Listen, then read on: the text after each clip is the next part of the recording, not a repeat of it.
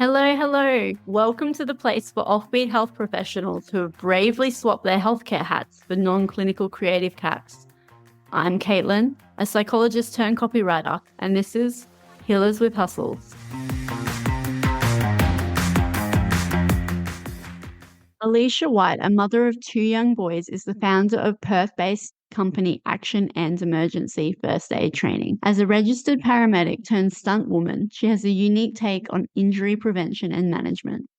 Realizing that there were limitations to how many people a single set of paramedic hands could help, Alicia focused her attention on creating an army of first responders within a community, hoping to encourage more people to actively take action in an emergency. Well, welcome to Healers with Hustles, Alicia. I'm so excited that you're here.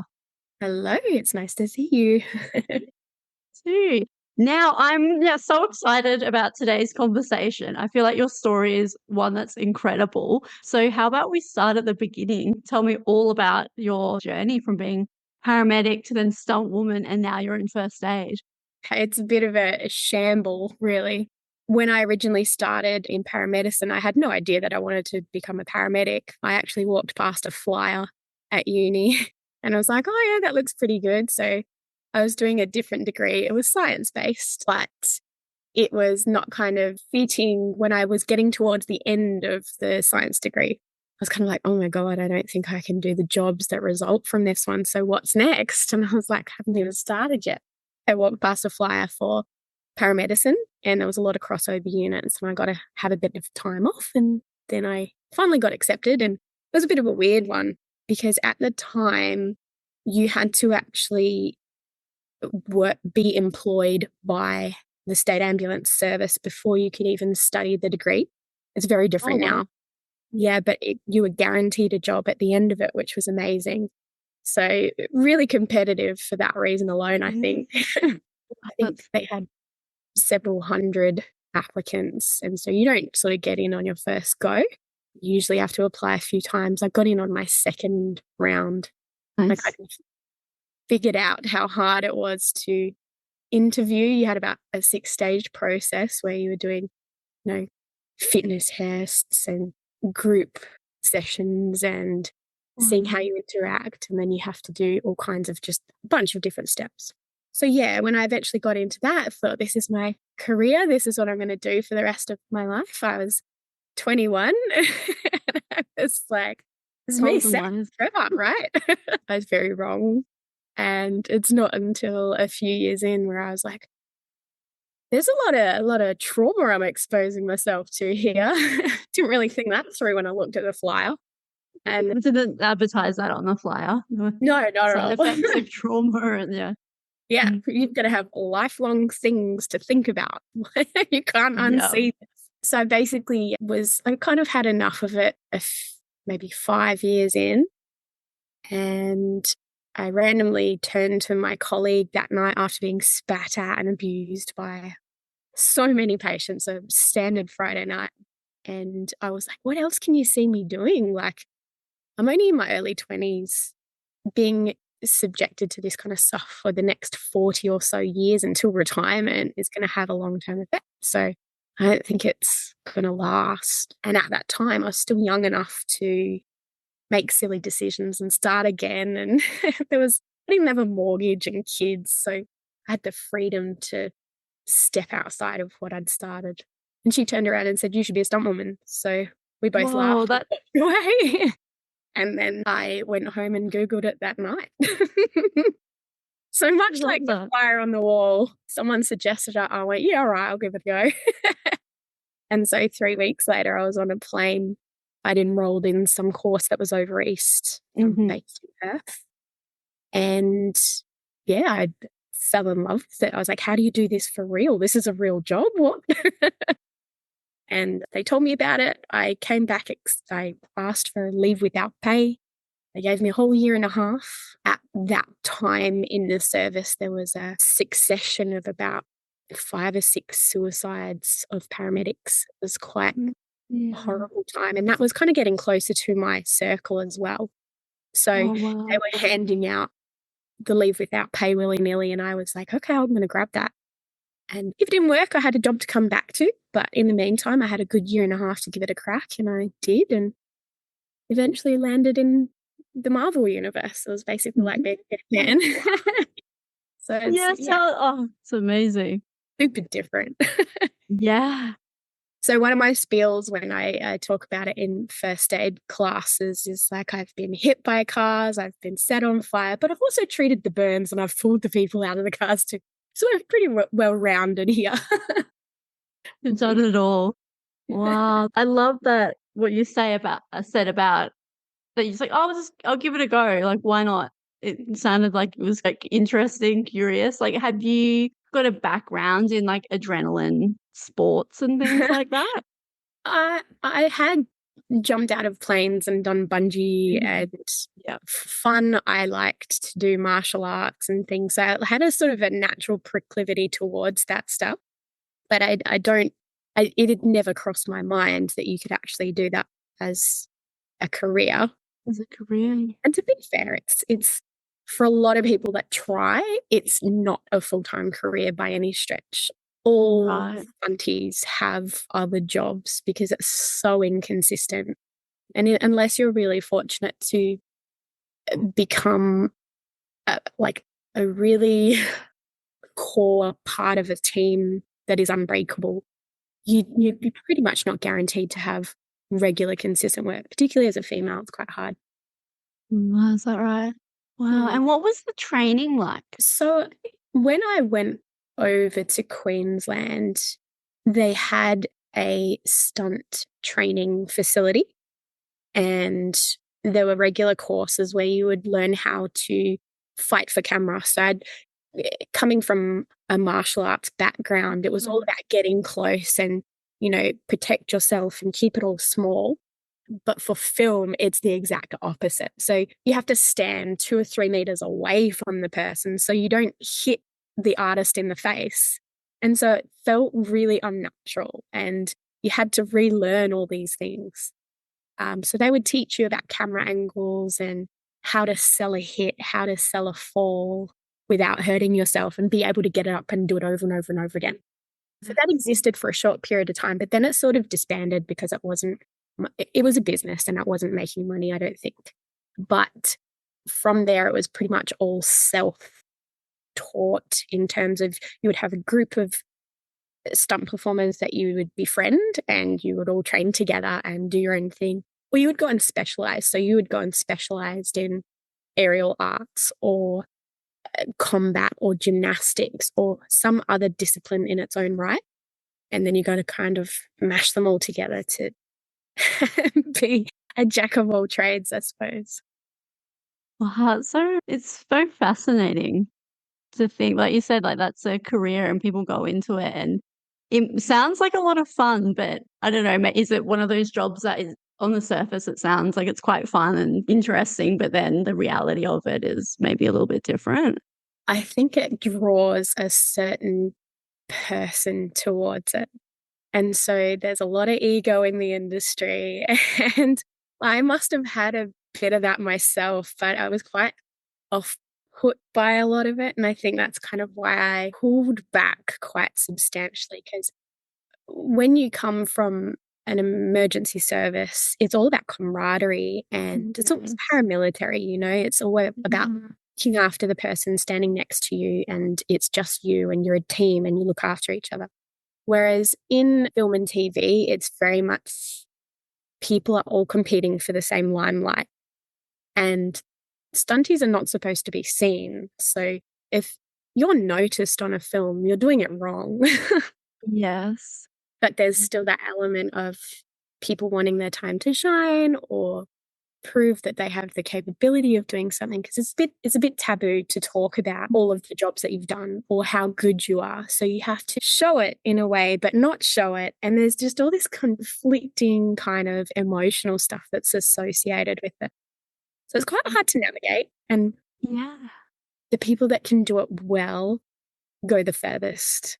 And it wasn't with my skill sets. It was not. So you've got to, like, Jeez. yeah, you've got to be humble, but then you've got to like brag or all Well, you've got these. to do some pretty amazing things and like literally fly and be set on fire, but tell no one.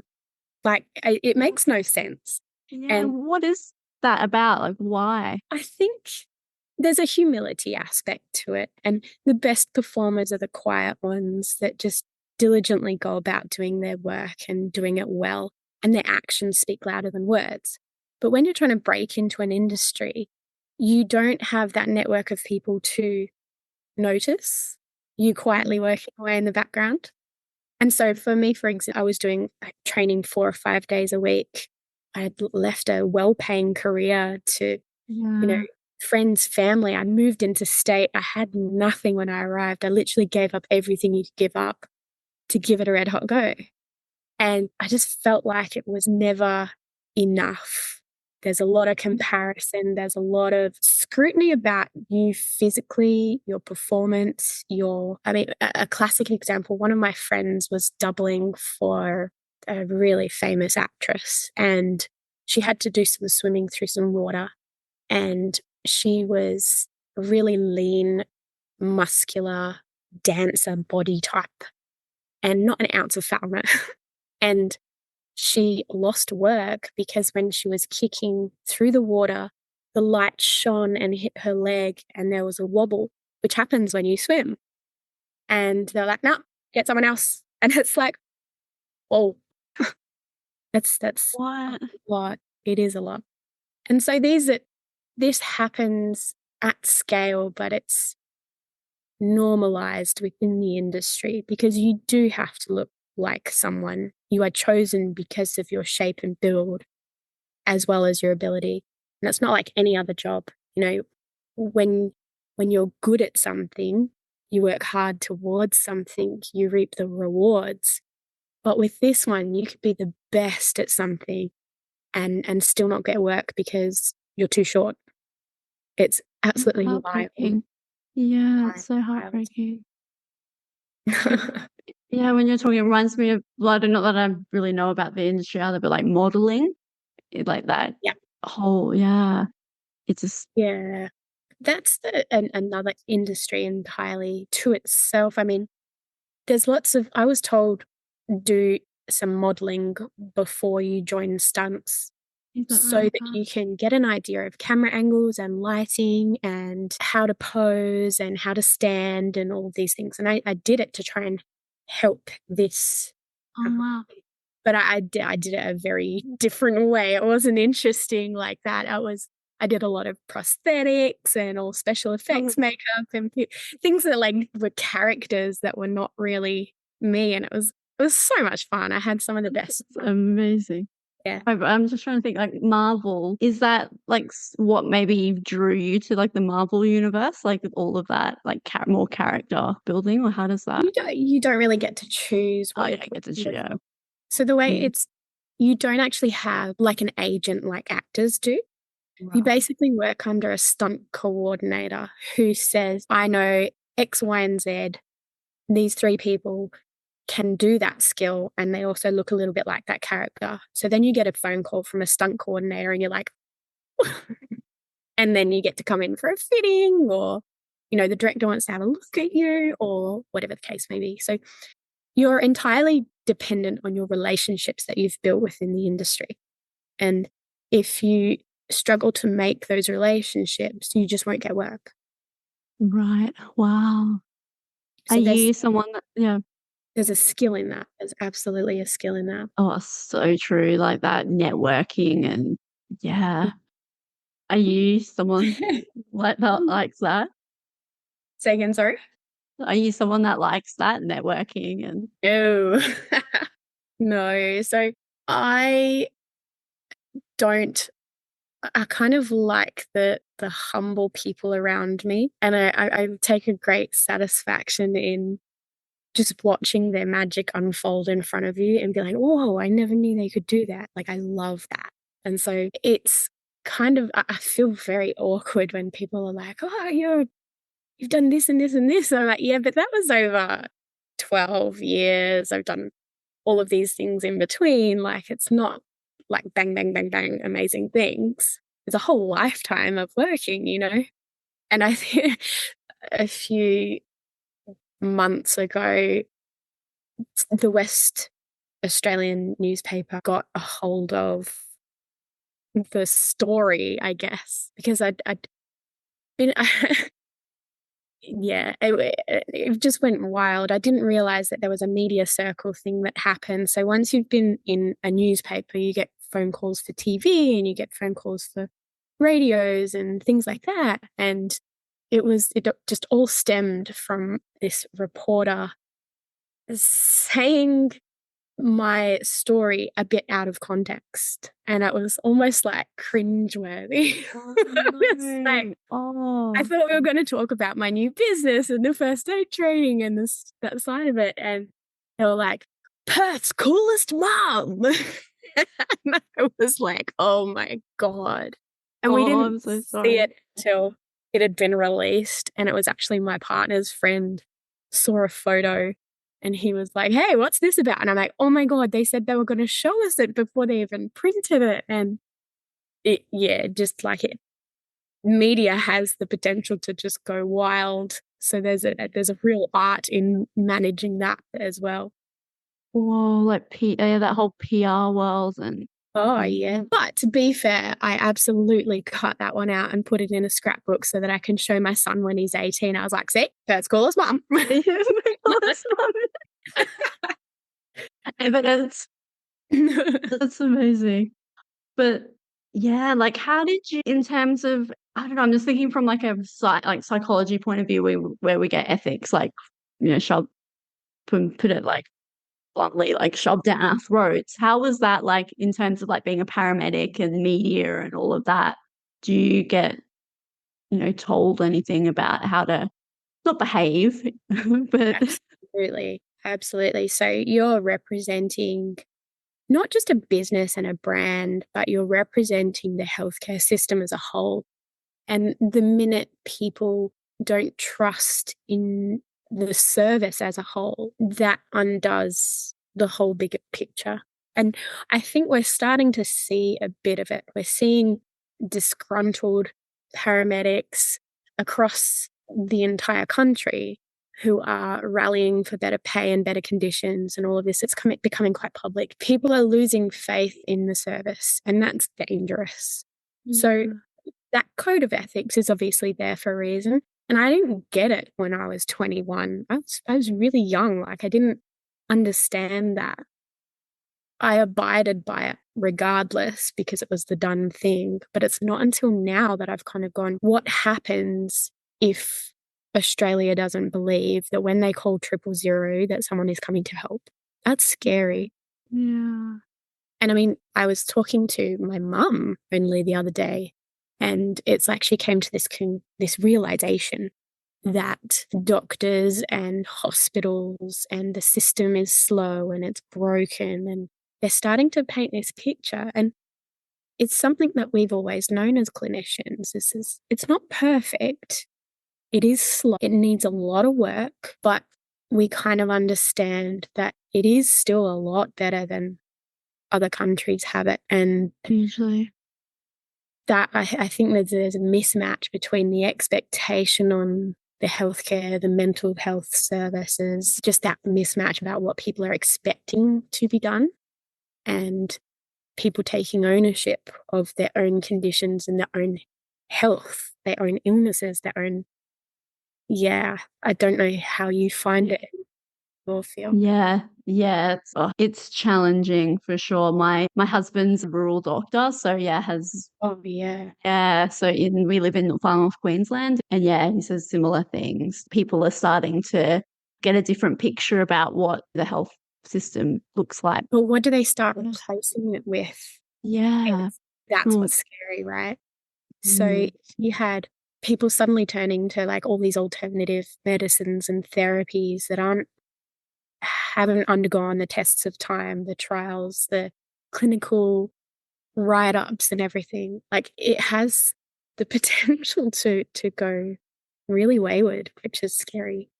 It is very scary and something that I've had to do a lot of supervision around. I completely agree with like the fact that there needs to be a more holistic approach. We've got, your Western medicines and, all of these other, some of them might be snake oils. Some of them might have some merit to them.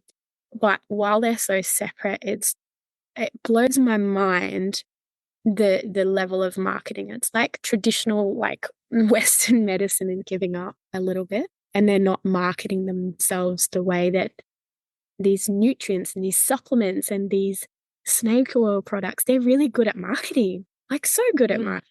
Yeah. This is going to fix your body fat in 20 days if you take this pill. Like, really? It's not. But people are buying it. I do want that. This speaks of how desperate people are and they want that. Yeah. Quick fix. But it's like you said before, like, sorry. We can't offer that because you know that it's never going to be a quick fix. But that's not what people want. Exactly. No, exactly. It's a tough one. But then when things go wrong, the first thing to do is, call an ambulance or call triple. Yeah, but if you don't believe in that system either, it's scary. We're in trouble. When I moved towards the first aid training side of it, it was, okay, well, what happens if they don't believe that system and they're going to start taking matters into their own hands? What happens if we have so many people and not enough ambulances? We're going to have to take responsibility. So the idea was that if I could teach people at maths, then at least they would have something which is absolutely better than nothing. And my kids are going to grow up. I've got a little 5-year-old and a 1-year-old. So at the moment, they're under my wing and I can monitor what they're doing, but they're going to go out into the big wide world. They're going to do stupid things. And so if I can teach the people around them, 1 in every 10 people might have their first aid certificate. I'm just pulling that figure out of nowhere. But that means that my kids are going to be safer in the community when they grow up. And so my wants and needs when I had a kid just changed entirely. That's such a, say more about that. Like what changed? I couldn't fit into harnesses or throw myself downstairs when I was pregnant. So, yeah, I think that's probably the driving force. Driving thing. Yeah, I didn't know what my body would do, how it would respond to pregnancy. When I found pregnant, when I fell pregnant, it was a happy mistake. Is that okay to call it? But I honestly was at peak physical fitness, had no concept of whether I would bounce back and be able to do stunts. And so I started looking for a plan B, I suppose. And that looked like I wanted to do film and TV paramedicine. So I focused on getting drug licensing and writing up drug therapy protocols and things like that. And during my whole pregnancy, I was just like laser focused on getting this done. Got that all approved so that when I had my baby, if I couldn't do the stunts, then I could be on the sidelines picking them up if they needed it. That was the idea anyway. And then that was the idea. Yeah, it went hand in hand with when you get graded as a stunt performer, you have to hand in all these different certificates, and a first aid certificate was one of them. So I originally started doing the first aid training for the stunties, and that extended out towards the film crew as a whole, which incorporates your camera, sound, lighting, everyone. And then slowly moved into the public sector where now I'm leaning more towards the corporate groups. So we're doing training in workplaces. Nice. It's such an important thing to have. And I'm sure like your background, people just must be amazed at the stories that you tell. And but I think that's also a really important thing because like we know that storytelling, like people remember stories. And so they're probably going to remember your training as well, which is a really cool thing to offer. I hope so anyway. And I get a bit of a strange satisfaction out of getting that single person in the group who's sitting there with their arms crossed because they've done 20 lots of training before and it's all dull and the same thing. And like I get a satisfaction out of making them smile and changing their opinion of the training. And if I can get them to walk out and be like, "That was the best training I've ever done," and I'm just like, great, that's my day. I'm just like, That's awesome. How do you what do you do differently? What's your ethos of your trainings? I think it's exactly that. I think it's the ebb and flow of the storytelling. So sometimes it'll be really hard hitting, or you might see a gory picture, and then it's the story of this particular case, and it's quite emotive and it makes you feel that you know that person. And so I I do tend to over explain things because people too many times are getting told, hey, we're going to roll this person on their side. And if they're a pregnant woman, they're going to go on their left side. Okay, got it? Right. See you later. Here's your certificate. And people aren't saying, well, why do you do that? What's the difference there? And then there's so many people that'll be like, oh, nobody's ever said that before. That makes total sense. And you're more likely to apply it if you get it, if it makes sense. Absolutely. It's such a good point that the reasoning behind it. Yeah, because Yeah, if you don't know that, we're not going to remember, but you're also not going to do it because you're like, it doesn't really matter. I can do it this other way. But if you're told, well, X, Y, or Z. 100%. But if you're just told to do something because even though you understand it and there's facts and the information behind it, that storytelling is still the important thing that weaves it all together. Because now I know why I need to do it, but here's the emotion attached to that, and here's what I'm looking for. Oh, I love that. It makes me so happy that you, do that. And you can give that gift to people. What's your favorite stories to tell? So probably things along the lines of if I've just been talking about something like a stroke, then it's one thing to say, rattle off the list of here's all the signs and symptoms that you're looking for, and this is what we're going to do. We need to get them here because of this. But then I kind of pull it back to something that we don't necessarily think about. So, one particular instance with a little old lady that, for all intents and purposes, looked deceased, and we had tubes down her throat, we had needles in every arm, and we were treating her as if she could still hear us. So we were talking to her the whole way into hospital, saying things like, just going to pop this little needle in your arm. Your son's going to be in the car behind you as soon as we get there. You're not alone, that kind of thing. And when we got into the hospital, you go straight into a resus bay. A bunch of doctors and nurses flood around. There's about 10 people in the room and all talking over the top of each other. Nobody's acknowledging the people on the side of the room. That's kind of where the paramedics can explain. She went in she got a CT of her head and they found a catastrophic subarachnoid hemorrhage, so a huge bleed on her brain. And so we walked out thinking we're never going to see this person again. That's kind of that job done, move on to the next one. And 3 weeks later, we got a knock on the depot door from her son, who arrived with a box of chocolates and a beautiful card that read, "Thank you for saving my mum. She heard everything that you said, including the doctors telling her that she was going to die." And it just kind of brings home the point that hearing is often one of the last senses that we lose. And that if you are going to be the last voice that that person is hearing, please make it a kind one. Mm.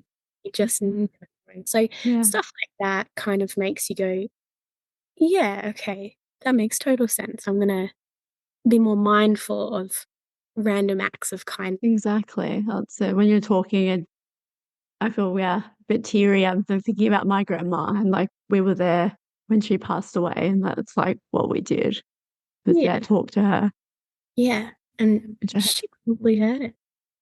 And one of the other beautiful things that some paramedics are really good at is I remember being a junior officer and working with one of my mentors, and we had a beautiful, it sounds bad, but a beautiful death. And they were in their garden surrounded by these beautiful roses. They clearly loved gardening. If that's probably the best way that this person could have gone. And I just remember him putting a pillow under his head and tidying up his face a little and putting a blanket over him and just making him look like he was sleeping.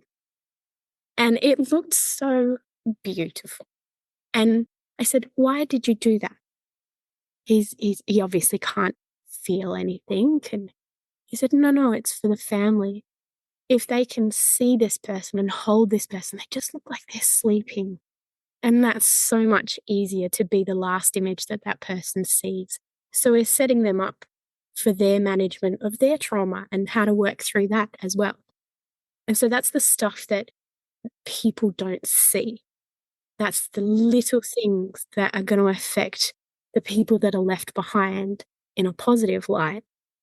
And they're not taught. You're not taught that. That's you working with a colleague who has just got this insight that they've happened to pass on to you.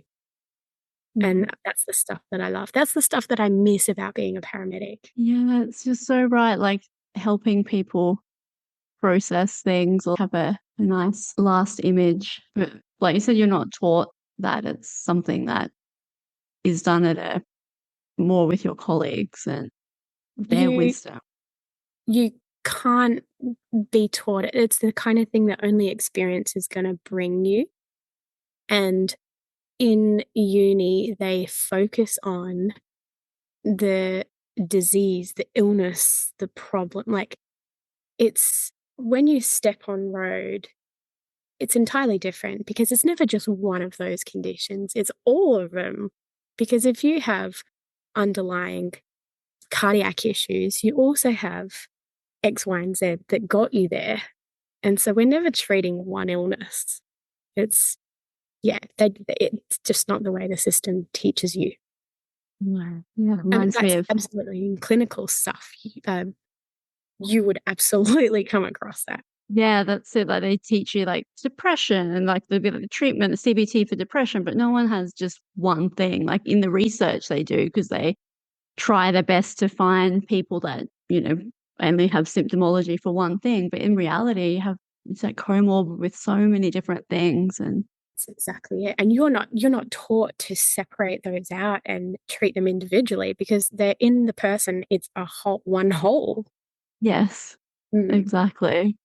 Exactly. The differences between the theory and the practice is huge. Absolutely. It's so different. What else do you bring from your work as a paramedic into your first aid business? I think just the humanness of it. I need to bring another person into my business to be the business person, if that makes sense. Like I'm good at the human side of it. But when you first start a business, you don't tend to go, oh, look at all these hats I have to wear. Suddenly I'm an accountant, a marketer, there's about 20 jobs, right? And you're like, oh, I'm only good at maybe 3 of them. Do you know what I mean? And so the learning curve is so steep. It's so steep. I've got really tied up, I suppose, in the idea that if you're good at something and you love something, then that should be your job. But that's probably not necessarily true. Just being good at something is not enough to run a business. It's such a good point, though, like that have a passion. It doesn't necessarily equate into running a business is a whole different thing, isn't it? It's a beast that is so and the thing is there's all this information out there as well. I went down a YouTube hole that was insane and I was like, oh no, what have I done? I don't know any of these things. And so I just kept going deeper and deeper. And then you start to find the conflicting evidence, right? Oh, but this person said to do this way. And this person said I should get a coach and this coach. And like, oh my God. That's it. And this person's like, emails are the best way. This one's like Instagram, the way to go. This one's like, just start a podcast. Right. It's so hard to navigate. It's so hard. And to be fair, though, you will develop an appreciation for the larger corporations that you used to hate. Like, it's like, okay, well, I get it now. I get why you had so many managers at the top end, Makes sense. Managers for the managers. Yeah, it's so true. It's so true. So I'm wondering if I were to step back into a service-based industry and just be the pleb doing the work. I'm wondering if I would be a better worker because I have this insight now. We'll see. Yeah. It is because I'm not gonna lie, I've fantasized multiple times. What if I get a job? And I haven't really told anyone this, but I actually a few months ago got someone to do my resume professionally because I was like, I need all options. My resume's crap. So if I just all of a sudden like lose the plot one day, I'm like, nah, I'm going back into employment. I need my resume. But it's just this nice, like almost plan B option that I've got that I might never use, but it's just there. You have to as an entrepreneur, right? Like the first few years, they're like, if you don't get through them, then, that's so normal. Most businesses fail in their first few years, and you're like, oh, great. I hope I'm not one of those numbers, right? So hard to navigate. Exactly. Is anyone in your like friends and family in business? So did you have an idea of what you're getting into? No, I think I'm a bit of a black sheep in that regard. I was the only one out of my family to go to uni or anything like that. And so I don't have people to ask or the guidance. And that's one of the other things is that entrepreneurs, it's lonely. You have to be your own cheer squad. And when you're having those moments where you're like, this is actually really hard. Like, I don't know if I can keep doing it. You don't have someone there kicking you up the bum to keep doing it. And so that's where that networking comes in. You have to have that group of supportive people around you. But they're hard to find as well because you join all the networking groups under the sun and then you're like, we're not in the same field. We're speaking a different language. You're doing a product-based business, mine is a service-based, like we're talking different languages. And so really niching in and finding your people is so, so hard. Yeah, it is. It's difficult. But like you say, it's so important because that loneliness and like isolation, being your own cheerleader and like the accountability. I always thought I was like so incredibly dedicated and motivated and like a hard worker and all these things. But then as soon as it's just me that I'm accountable to, I'm like, I'll just hit snooze on like that, like Google, like reminder or whatever. Like I need to send my like email this week to my list, like because there's no one checking up on me. 100%. 100. Which is what's cool about your podcast is kind of uniting like-minded people, that's cool. That needs to happen. Oh, thank you. That's the goal because I felt that like loneliness. I was like, well, how can I be a psychologist, like a health professional, and then be doing this other like businessy creative work and then I realized it's so common. So yeah. And nobody wants to talk about it. And no one wants to talk about it exactly, which like I don't know. But yeah, I'm still working on that. A bit not being good at it straight off the bat is something that people don't want to admit to either. Like you have to go through a learning phase in the beginning and you're going to stuff it up. You're going to make mistakes, so many mistakes. And the faster you get through those mistakes, the more you're learning. Yes. So like I'm really lucky that I established that kind of mentality early on. But if you were to take one of, I don't know, even my sisters who grew up in the same household think so differently to me. And I don't think we would ever land in the same place, like in terms of careers and things like that, because we don't think the same. But I would love to just see more people going, I tried a thing and I sucked at it. I'm sick of seeing all these success stories, right? Right. And I'm a little bit over Instagram at the moment. I'm just sick of I don't know, just annoys me a lot. Like so I actually stopped using Instagram as well because I had all film and TV people on it. Mm-hmm. And when they succeed like top tier stuff. And it's really hard to watch. You're like, damn, you got that part in that movie, or, and it's so hard not to compare, but you obviously do. If you're working towards the same goal and you started at the same level, you will compare yourself to these people. And it's like being really mindful of the people that are like a positive person in general or a negative person. I think I'm a naturally negative person. And I'm trying to surround myself with the positive people to filter it out. But yeah, I mean, really lucky to have the most amazing partner, fiance, whatever he is at the moment. He's just the positive, and he'll give me the kick up the bum I need from time to time. It's not quite the same as a business kick up the bum, but it'll do. It'll do.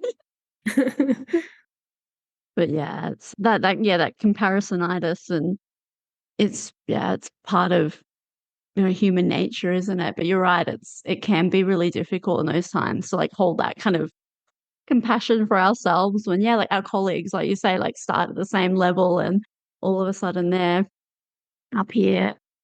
But then it reminds me of something you said at the start about how, like career highlights, and that's over a 12-year span, and that there are lots of ebbs and flows and dips and all of that in between. But it would be so nice to see more of the failures, and like failures are part of life. And but I think I would also like to see people going, actually, no, I hate this. I want to do something else. And like that's not seen as a bad thing. Like you don't have to push through and like, just keep going when it's not working. I had a bit of an epiphany about that the other day, actually, where I think the driving force that gets you to implement the change has to be that you're so uncomfortable and there's no other way out, if that makes sense. So like if I was still doing paramedicine and I was trying to pinpoint it. You gave me a few questions to have a look at the other day. I was like, what made the change? Like what? And I started thinking about it. I was like, I can't nail it down. I don't know what the final straw was. It was an accumulative thing. And it obviously just got so uncomfortable that change seemed like the better option. And I don't think it was particularly bad.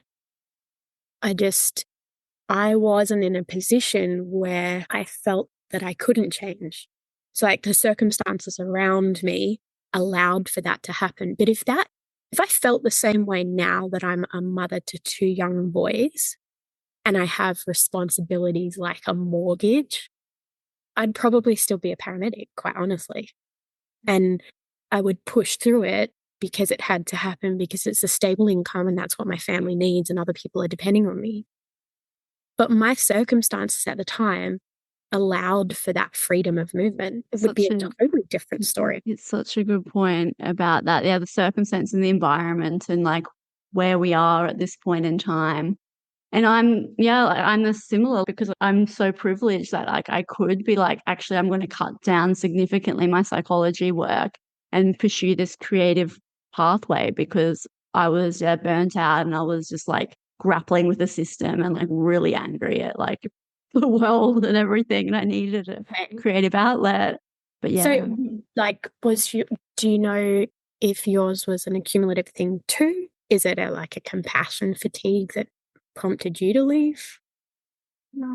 So I still work as a psychologist now, but yeah, I had to wind back. It was definitely the burnout that I'm still trying to work it out, but it was like where I work now in like rural Queensland, it's quite like complexity of cases is like huge and there's no support. And I was taking all that in, and like it was really difficult. But then it was also like trying to find my place in the world of psychology, and like we're taught one way, but I'm wildly different from that way. Like I'm not a super structured like CBT like behavioral kind of person. Like I don't think I've ever effectively set an agenda at the start of a session, and I was like, how can I be a psychologist when I'm taught in this model? And I realized that I've got a really big problem with authority, and that was like a real big conflict. But luckily, like I found a different type of therapy that suits my personality. And of course, it's evidence based and all of that, but it's just a different type of therapy, and I've got amazing supervisors and my own therapist worked through all of that. But it was like a year-long thing that I couldn't do it anymore.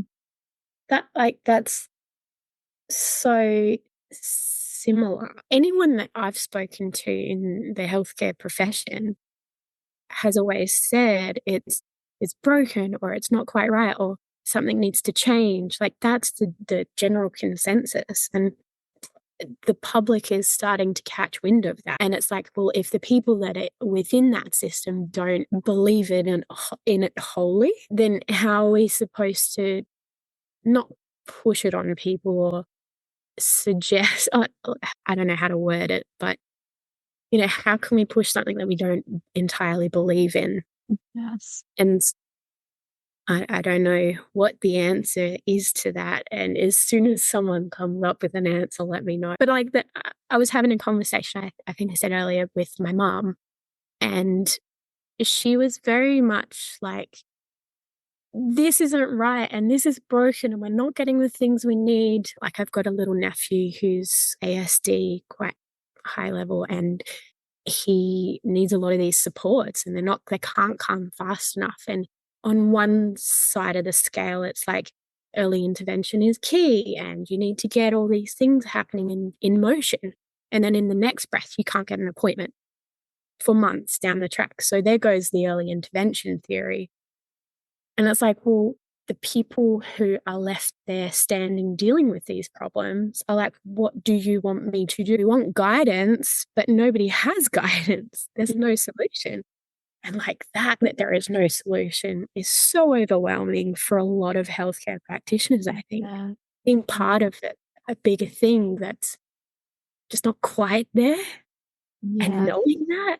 And having to sit there with all the distress. But then, like you said before, you said something about, like, people aren't acknowledging it, and I think that's what it is. It's like we can feel it and we know this thing to be true, but it's like taboo or something to be able to talk about it, and so then what do you do with all of that, like, I don't know, Well, emotion a and lot of mine was repercussions. Like, it was always, I grew up in the ambulance service and that really regimented, structured environment. And you're not allowed to talk to the media.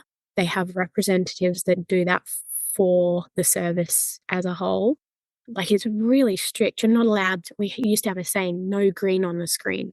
You're not allowed to take photos. You'll barely ever see paramedics in uniform on Facebook. And yet, the police force has taken an entirely different view of that. If you go on Police Queensland, they've got officers holding dogs and cute little duck photos and stuff that sells to the community. It's marketing, right? Because police are scary. And if you see them with this cute little duck, actually, they might be there to help me if they're going to help this duck. Whereas paramedics don't have that. We are automatically one of the most trusted professions, and that's drilled into us all the time. And it's like, if you step out of line or if you have a view on anti-vaxxing or something, you're not allowed to have that opinion publicly.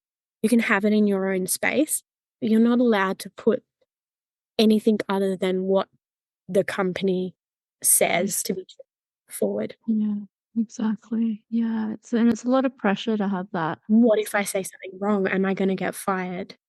Yeah, exactly. For me, like, well, a lot of the therapy police are gonna turn up and, yeah, Mhm. get in Crazy. trouble. It It's is crazy. crazy. It's so crazy. Oh, I've loved this conversation, Alicia. Is there anything that you, like, maybe thinking back to that, like, interview with the news reporter that you wish you could have said, or, like, you wish you could have highlighted that didn't get the time of day? I still, to some degree, even though I've left the services ages ago, like, I'm still mindful of not saying the wrong thing. Yeah, Um, it's still there. I would like people to know that there aren't as many paramedics out there as you think there are. Mm, And it is so important for individuals to take ownership of their own conditions. And so we would get it a lot with, like, we would do pickups and have priority one call outs to people who are really sick because they're not attending their appointments. And we would literally taxi them to their appointments. And so that's the kind of thing that is putting strains on the system. And it's certainly not the only thing, but it is one of the things that's putting a strain on the system. And if people learn to kind of set a reasonable expectation of what is actually available, part of that means knowing we have 5 ambulances sitting at that station, and they are never sitting there, they are roaming. And so one time this is years ago now, I heard radio silence, and that meant that every single crew was out on a priority 1 call at that time. And that meant that all the priority 2s and 3s were racking up, and they were waiting, that those jobs had nobody attending them. And as soon as somebody dropped the patient off the hospital and they were available, they were being sent to these jobs straight away.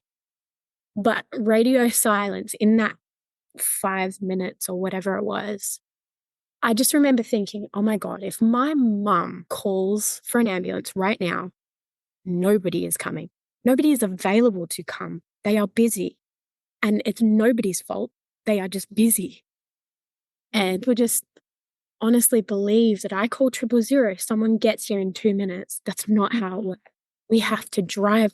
It takes time. We get stuck in traffic. We get stuck behind someone who has their music blaring and they can't hear us behind them. Or, like, there's all these circumstances unfolding. And if we don't get there in time, do you know what to do to help? Yeah. Do you know how to help somebody breathe again? Do you know how to buy us that time until we get there? Yeah, such an important message. And on that note, how can people find you and get in contact with you and, do your training if they're in WA? So my company is called Action and Emergency. We're going to try and teach you to take action in emergency. And if you Google Action and Emergency, we should pop up. We've got corporate training. And 1300 first aid is our phone number. Beautiful. Thank you so much. I've loved this conversation and talking with you, and you're doing really cool work, and I can't wait to follow your business journey. Thank you so much for having me. Thanks so much. All right. That's the end of another episode. Thank you so much for tuning in to Healers with Hustles. If you've enjoyed today's episode, will you do me a tiny favor and subscribe to the show?